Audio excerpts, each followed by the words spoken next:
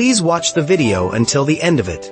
Chapter 1. The Talisman. Thomas Reed, the narrator and a quiet man who had stood on too many shores watching boys become maps of loss, remembered the first time the photograph came into Mark Hale's life.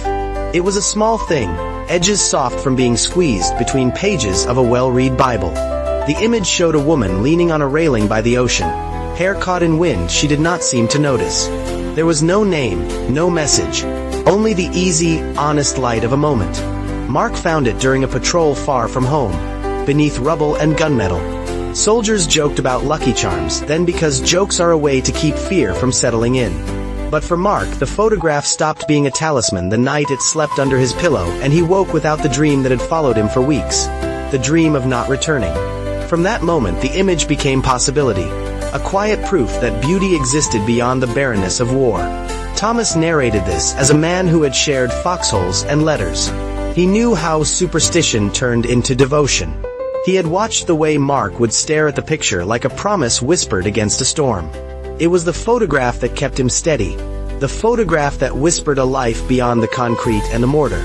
Chapter 2. Homecoming. When Mark came back, the town he returned to was not waiting on a pedestal. He arrived in the gray that settles between August and September in a coastal place where gulls map the skies and everything smells faintly of salt. He had no map to the woman in the photograph, only the town and the shape of a possible life. Thomas watched him re-enter the quiet of a navy blue sky and the peculiar loneliness that follows medals and the way people step around the silence of someone who has seen too much. Mark found a job at the boatyard, mending lines and polishing hulls until calluses stitched him to a rhythm that matched the tides. He rented a small room above a bakery and learned the sequence of the town's days. How Mrs. Klein opened her shutters before dawn, how the church bell counted the hours, how fishermen told the weather with half a sentence. He carried the photograph with him as one carries grief and gratitude together, in the same pocket as a lighter and the watch his father left behind. Rumors of a photograph making a man whole would have sounded foolish if Mark had shared them. He kept tight lips and quieter plans. But Thomas, who had returned a week later and stayed long enough to know the town's names, could see the slow way Mark turned longing into action. A photograph was not a map, but it had keys. It began with questions asked of bartenders, neighbors, and people who repaired things. It was a patience honed by months of waiting. Chapter 3. The Shelter on Willow Lane. Anna Sterling ran the animal shelter at the edge of town. A modest building with white paint gone slightly gray at the eaves. She had the look of someone shaped by responsibilities that were not hers by decree but adopted out of a soft stubbornness, a willingness to fix what others overlooked. Thomas had met her before he met Mark. He had the historian's memory for faces and the storyteller's appetite for how lives intersect. Anna's life was marked by a protective carefulness. After a childhood that taught her the fragility of trust, she learned to greet mornings with lists rather than with dreams. The photograph Mark carried turned out to be hers, a relic from a summer she had spent alone and braver than she felt at the time. It had slipped from the pocket of a coat in a cafe, had been picked up by a stranger who mailed it to a friend, who later found himself overseas and kept it tucked under his pillow. When Mark came to the shelter looking for a dog that did not belong to anyone and for a woman who did, Anna's reaction was cautious. She believed strangers arrived with motives and masks. Yet there was something in Mark, an unflashy patience, a steadiness, that softened her edges. The town watched them with a curiosity that small places lend to new stories. A man who seemed stitched to a photograph, and a woman who guarded her life like a darning of loose ends. Chapter 4. Ties that bind. Friendship began in the small ways.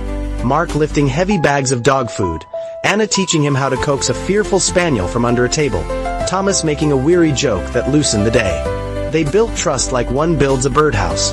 Careful measurements, repeated attempts, an imperfect but lasting shelter.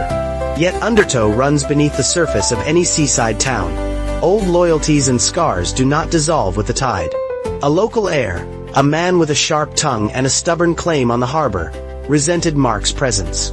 He saw the newcomer as a threat to the order he preferred. Appearances, ancestry, and a town where everyone remembered their place. He pushed at Mark's sense of belonging with thinly veiled barbs and with maneuvers to make the boatyard his. The cost of this pressure landed at the shelter when funding became tenuous and whispers about ownership of a plot of land found their way into conversations over coffee. Anna faced a choice: yield to pragmatic solutions or hold to what she believed belonged to the animals and to the quiet community of care she had created. Mark, who had navigated explosive fields and the subtle minds of human suspicion, found himself learning another skill: how to stand without anger, how to assert belonging without claim. Thomas observed, a man more accustomed to telling what he saw than to interfering. He saw two people learning to be brave in different ways. Chapter 5. Reckonings. Confrontation came like a storm. Sudden, loud, and then mercifully clear. The air pushed too far, and the town had to choose between old certainties and the small human argument for decency. The shelter's future hinged on proof of ownership and on the hearts of people who would stand with Anna. Mark offered what he had: not money, but the willingness to rally neighbors, to speak at the town meeting, to be a visible reason for others to vote for kindness. In the meeting hall, voices rose, old grievances were aired, and Anna spoke with an honesty that surprised those who had misread her as fragile. Mark did not speak much. Instead, he led his actions: fixing the shelter's roof, organizing volunteers, do the talking. Thomas sat at the back and watched the quiet arithmetic of courage. A man who had believed in a photograph, a woman who had believed, in small ways, in herself, and a community that sometimes needed to be reminded of what it was to be humane. After the vote, which favored the shelter by a narrow but decisive margin, Anna and Mark stood outside, the ocean breath whispering against the town. They did not need phrases to measure what had changed. One photograph had led a man home. Home had, in turn, taught him how to help build something steadier than luck. Chapter 6. A quiet beginning. The last chapter of their beginning was not cinematic in an obvious way. No sweeping declarations, no perfect ending. There was a Sunday morning when Mark and Anna walked down to the pier and fed stale bread to gulls. They talked about trivialities: what to plant along the fence, how to coax a shy dog into accepting a belly rub, and then about deeper things that feel like confession only because they are tender. Thomas, who had chosen to leave town with the satisfaction of having told a story, reflected on the odd architecture of love. Sometimes it was a photograph found in rubble. Sometimes it was a decision to stand by a place and the people who keep it breathing. For Mark, fate had been a photograph. For Anna, fate was the slow learning to let someone else carry a burden with her rather than for her.